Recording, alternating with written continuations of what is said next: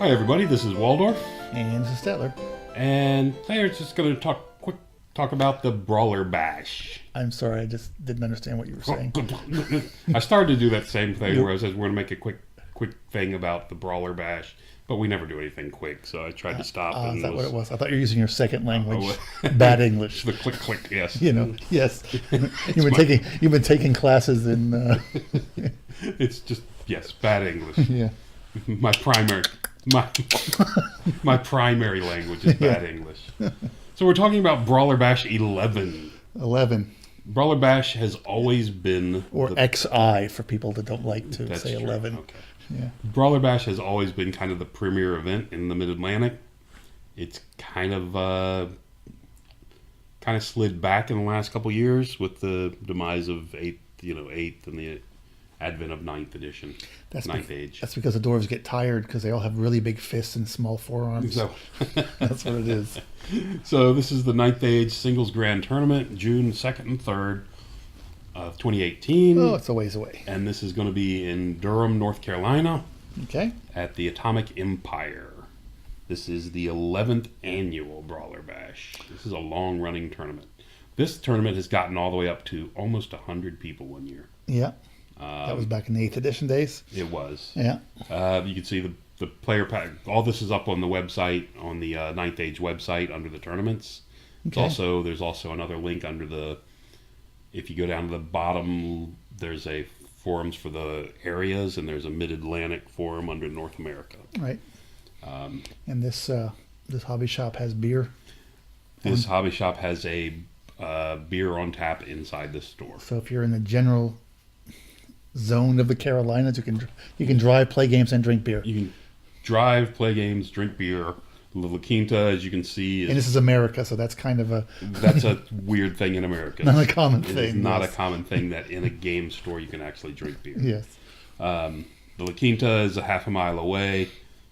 Other places a little close. So plenty of accommodations nearby. I assume that Homestead I've Durham not tried University that is a hotel, not one. It is. just telling me that I'm close to the It's to a the homestead university. hotel at Durham University. I have not tried that one, but I've tried both the other two. Some outlets close to there, isn't there? There's what? Outlets? Some outlets up. I believe so. Yeah.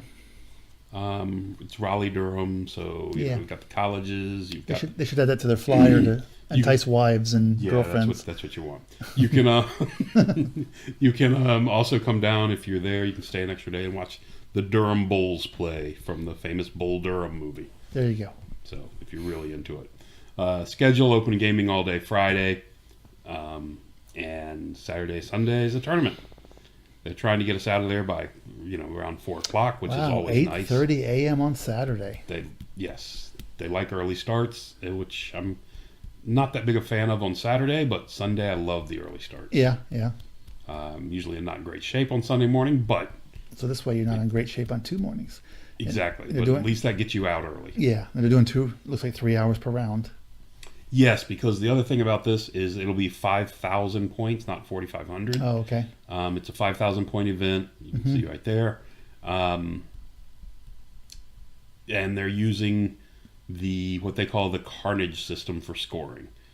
Basically, there is no 0-20. Your score for each round is how many points of the opponent's army you've killed. It's all about what you kill. Plus, there'll be some bonus scenario things as well. You keep what you kill. I don't know about that, but so it's a fun tournament. It's one of those that's always been different because there's a different way to play. Right. At the end of the game, you have your unit, and you're like, well, it's not going to help me to preserve this unit. Right. Except in the only way it helps you is the fact that it keeps those points away from your enemy. But you'll make these charges you wouldn't normally make on the final turns of the game because you're trying to maximize your you're just points. trying to maximize the points you can get. That should be kind of. I'd hope that 9th Age is going to put that in as a play style, Right. a scenario style. And there they talk about the Carnage scoring. Okay. There's also up to 1,000 victory points you can gain from bonuses. Scaredy Cat Shakedown. It is not that. Not the timid tussle or the scary cat Exactly. shakedown. Okay. It's the carnage scoring where all you're out to do is kill your opponent. Yes. Crush, kill, destroy. And then they list they're doing frontline clash, counter thrust, refuse flank, counter thrust, and frontline clash. Okay. They did not incorporate the newer scenarios into this at this point. The other thing they do different here is they give you 6 scenario cards. These are your bonus scoring. And they let you choose which one you're going to play. You can only use each one time, and there's 6 of them. Can you only use one per game? You can use one per game. But you decide during the game if you're going to use it or not? Or At the beginning of the game, you decide. Okay. So you put one face down on the table, or a die with the card number face down on the table, or Die face down. Sorry, cover it with Hey, your hand. he's got a 1-up. That must mean he's chosen 6. And you reveal it at the same time. Okay. And you can see you get plus 800 victory points for controlling more table quarters, and each one comes with a victory point condition and a special rule. Okay. This lets one of your core units make a vanguard move.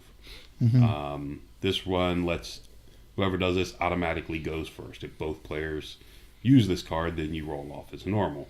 Okay. It's just little things like that when you're playing a certain opponent, you can throw these things out there. All spells miscast on any 2 or more magic dice, they roll the same. That's devastating. Yeah. Of course, if they're only rolling 2 or 3, it's a minor miscast, not going to hurt them much, but they are there. So anyway. Depends if they roll boxcars. And then in addition to the 5 scenario cards, there's also card 6, which is your lucky day. Before any 2d6 is rolled, you can play this card, and it'll let you reroll, give you a reroll. So, anyway, I'm sorry. What? this card 6, since there's only 5 scenarios, Yes. it's called your lucky day. Before. You can play this card.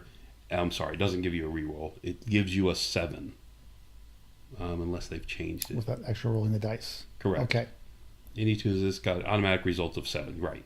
Okay. So if you got a break, you're going to have a break test unless you roll a 7, whatever. It just gives you the 7. You don't have to make the die roll. Okay, that's not. So it's a nice little benefit. Yeah, it's not crazy. So it doesn't. You can also use this. Other than that, you can use it to cancel after you both played scenario cards. You can use your lucky day to cancel his scenario card. Oh, okay. So anyway, a little bit of strategy how you want to play with that. And of course, it's a Mid-Atlantic tournament, so that wouldn't be there without a painting award. Okay. So that can be debated after the tournament, how the painting was judged, and no one will be happy, but it's fun. Yes. Fan favorite armies, prizes and awards. They give away 1st through 3rd in total points. They give the best painted and best painted runner-up. Favorite fan army, best of race, top club, and an award for whoever travels the farthest. Are the awards they got planned this year. Okay. And that's it. All right. Like I said, it's Atomic Empire, Raleigh-Durham. If you can make it, it's great. It's always been a fun time. Guys are fun. It's the Mid-Atlantic. We have a fun time in the Mid-Atlantic. When they have to get your armies in by? Looks like they're using whatever version's in play as of May 12th.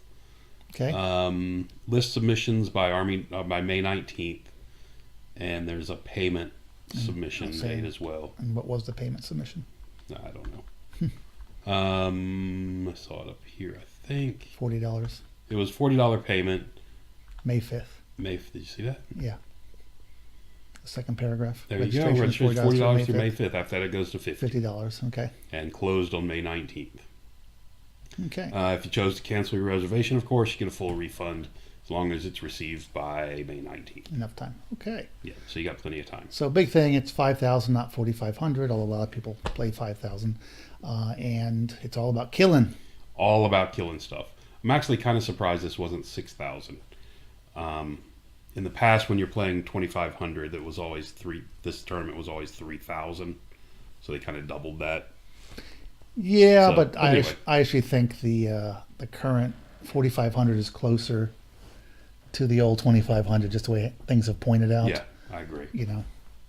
I do agree with you because things have been dropping in Yeah. price across the board for the most part, except Great Greed Idols, Yes. which Certain characters. which have that. But anyway, if you have a chance or you're anywhere near this area in Durham, North Carolina, or can make it down there, it's a fantastic tournament to attend to. I highly recommend it. Okay. All right. That's going to do it. Till next time. Thanks for listening.